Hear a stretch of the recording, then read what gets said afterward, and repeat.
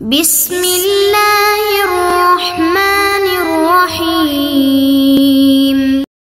بسم اللہ الرحمن الرحیم۔ السلام علیکم ورحمۃ اللہ وبرکاتہ۔ تفسیر جلالین حصہ اول سورہ بقرہ سبق نمبر 20 کے ساتھ عزیز طلبہ آپ کے سامنے حاضر ہیں۔ امید ہے آپ سب بخیر و عافیت ہوں گے۔ آج کا سبق انشاءاللہ الذین یظنون سے لے کر آیت نمبر 48 ولا هم ینصرون تک ہوگا۔ تو آئیے بلا تاخیر سبق شروع کرتے ہیں۔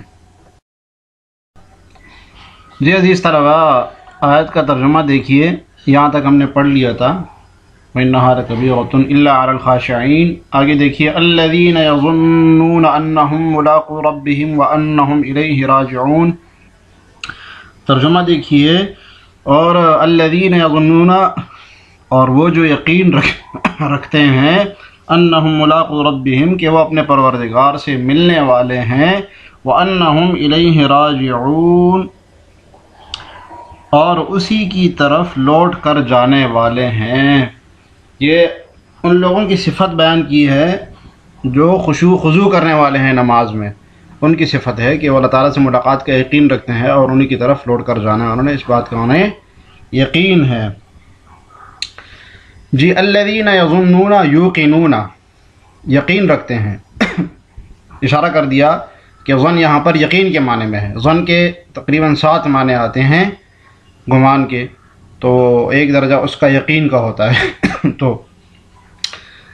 بتا دیا کہ صاحب جلالین نے کہ یہاں پر ظن یقین کے معنی میں ہے، کہ وہ یقین رکھتے ہیں، گمان نہیں رکھتے ہیں، یعنی شک نہیں ہے ان کو، گمان نہیں ہے، بلکہ ان کو یقین ہے کہ وہ اپنے اللہ تعالیٰ سے ملیں گے۔ انہم ملاقو ربہم، ایک قرات ہے یہاں پر بیان نہیں ہوئی ہے، اس میں الذین یوقنون ہے یظنون کی جگہ پر، ٹھیک ہے عزیز طلبہ۔ انہم ملاقو ربہم، کہ وہ اپنے رب سے ملنے والے ہیں۔ انہم ملاقو ربہم بالبعث، بعد الموت، بالبعث یعنی اٹھ جانے کے ذریعے، بعث بعد الموت، موت کے بعد جو اٹھنا ہے اس کے ذریعے۔ صاحب جلالین کی رائے ہے کہ اس سے مراد بعث بعد الموت یعنی حشر کی طرف جب جانا ہوگا وہ مراد ہے اس ملاقات سے۔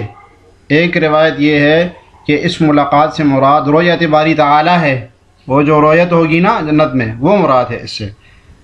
ایک مطلب یہ ہے، ایک مطلب یہ ہے کہ اس سے مراد حشر ہے، جو کہ صاحب جلالین نے جس کو اختیار کیا ہے کہ حشر کے دن جانا مراد ہے۔ وَأَنَّهُمْ إِلَيْهِ رَاجِعُونَ، اور اس کی طرف لوٹ کر جانے والے ہیں، وہ جو خاشعین ہے، خشوع خضوع کرنے والے ہیں، وہ اسی کی طرف لوٹ کر جانے والے ہیں۔ فی الآخرۃ، آخرت میں۔ جی محلی رجوع کیا ہوگا؟ آخرت، آخرت میں لوٹ کر جانے والے ہیں، اللہ تعالیٰ کی طرف انہوں نے لوٹ کر جانا ہے۔ فَيُجَازِيهِمْ، تو وہ اللہ تعالیٰ ان کو اس کا بدلہ دیں گے۔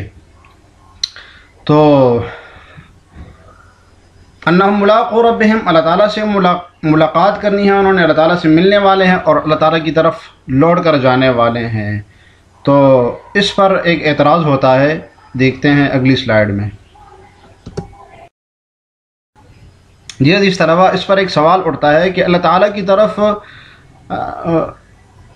رجوع بیان کرنے کی کیا ضرورت تھی، جب ملاقو ربہم کا مطلب بھی وہی ہے کہ اللہ تعالیٰ کی طرف، اللہ تعالیٰ سے ملاقات کرنی ہے۔ تو انہم ملاقو ربہم کا ایک مطلب ہم نے بتایا جو کہ صاحب جلالین نے کہا کہ بالبعث، بعث بعد الموت، یعنی حشر کے دن جانا اللہ تعالیٰ کی طرف، اللہ تعالیٰ سے ملنا، اللہ تعالیٰ کی روبرو ہونا، یہ۔ اور انہم الیہ راجعون، اور آخرت میں اللہ تعالیٰ کی طرف لوٹ کر جانا، یہ بھی وہی حشر میں۔ تو نتیجہ تو ایک ہی نکلتا ہے۔ تو کیا مطلب ہے اس کا؟ تو اس کے کئی جوابات دیے ہیں۔ ایک جواب اس کا یہ ہے کہ ملاقو ربہم میں لقاء جو ہے، اس سے مراد رؤیت باری تعالی ہے، اس سے مراد رؤیت باری تعالی ہے، اور رجوع انہم الیہ راجعون، آخرت کی طرف لوٹ کر جانا، اس سے مراد مطلق جزا ہے، کہ اللہ تعالیٰ جب آخرت میں جو یہ خشوع خضوع کرنے والے جائیں گے تو ان کو اللہ تعالیٰ جزا دیں گے، ثواب دیں گے ان کو، ٹھیک ہے۔ دوسرا جواب یہ ہے کہ لقاء سے مراد تو رؤیت باری تعالی ہے، اللہ تعالیٰ کی رؤیت، دیکھنا اللہ تعالیٰ کو، اور رجوع سے مراد ثواب کے حصول کے لیے اللہ تعالیٰ کی طرف رجوع کرنا مراد ہے، کہ خشوع خضوع کرنے والے اللہ تعالیٰ کی طرف رجوع کرتے ہیں کہ ہمیں اللہ تعالیٰ پورا کا پورا ثواب دیں گے۔ جی عزیز طلبہ آگے چلتے ہیں۔ یا بنی اسرائیل اذکروا نعمتی التی انعمت علیکم وانی فضلتکم علی العالمین۔ اے بنی اسرائیل، ترجمہ دیکھیے، اے بنی اسرائیل میری وہ نعمت یاد کرو جو میں نے تم کو عطا کی تھی، اور یہ بات بھی یاد کرو کہ میں نے تمہیں سارے جہانوں پر فضیلت دی تھی. وَأَنِّي فَضَّلْتُكُمْ عَلَى الْعَالَمِينَ میں نے تمہیں سارے جہانوں پر فضیلت دی تھی. ترجمہ غور سے سنیے. جی عزیز طلباء، یا بنی اسرائیل اذکروا نعمتی التی انعمت علیکم بالشکر، شکر کے ذریعے میری نعمت کا ذکر کرو. صورت ذکر نعمت، نعمت کا ذکر کیسے کریں گے؟ اللہ تعالیٰ کا شکر بجا لا کر، اللہ تعالیٰ کا شکر ادا کر کے. اللہ تیرا لاکھ لاکھ شکر ہے. اب آپ نے جو ہے روح المعانی جو معذرت آپ نے مختصر المعانی میں شکر کی 2 قسمیں پڑھی ہوگی، شکر بالجنان اور شکر باللسان. ایک تو شکر باللسان ہوتا ہے زبان سے شکر ادا کرنا، یا اللہ تیرا لاکھ لاکھ شکر ہے. ایک شکر بالجنان ہے اپنے ہاتھ پاؤں اپنے عمل کے ساتھ اللہ تعالیٰ کا شکر ادا کرنا، تو اسی کی طرف اشارہ ہے بطاعتی بشکر علیہا. یہ تو صورت ذکر نعمت، نعمت کا ذکر کیسے کریں گے؟ اللہ تعالیٰ کا شکر ادا کرے. بطاعتی میری اطاعت کے ذریعے. یہ صورت شکر، شکر کی صورت کیا ہوگی؟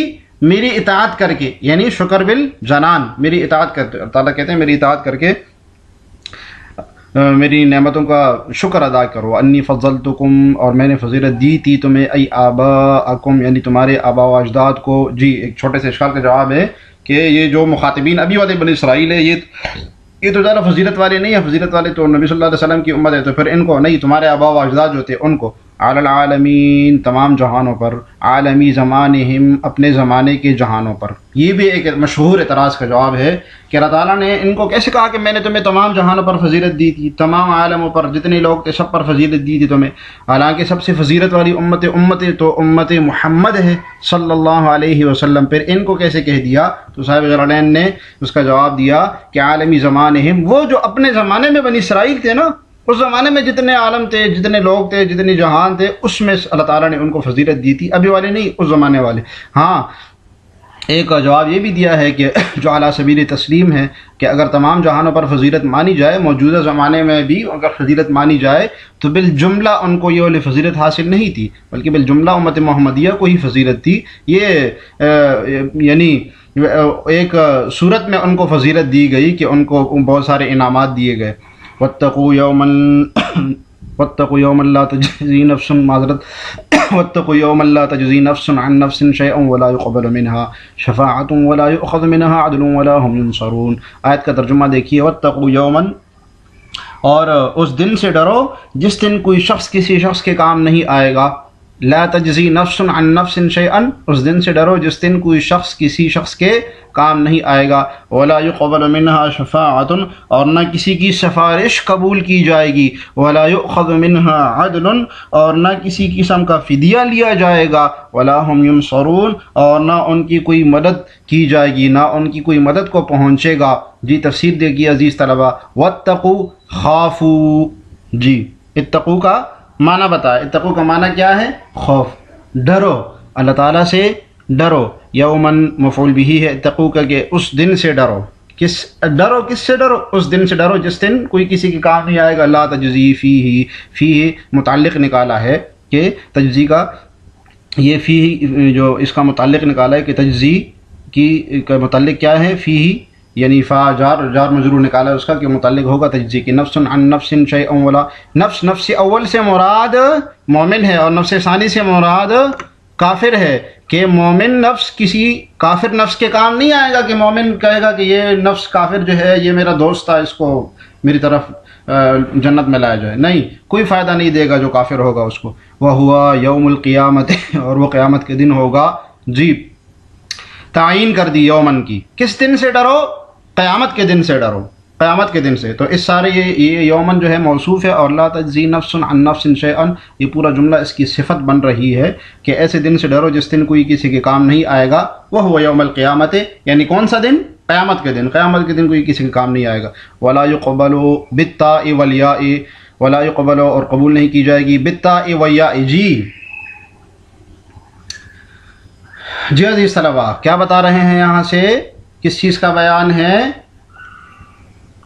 جی یاد رکھیے گا، یہ چیزیں آپ کو خود یاد رکھنی ہے. بالتاء و یاء قرات کا بیان ہے کہ ولا یقبل بھی ہے اور ولا تقبل بھی ہے، تا کے ذریعے بھی اور یا کے ذریعے بھی، ولا یقبل تقبل، دوسری قرات میں تقبل ہوگا۔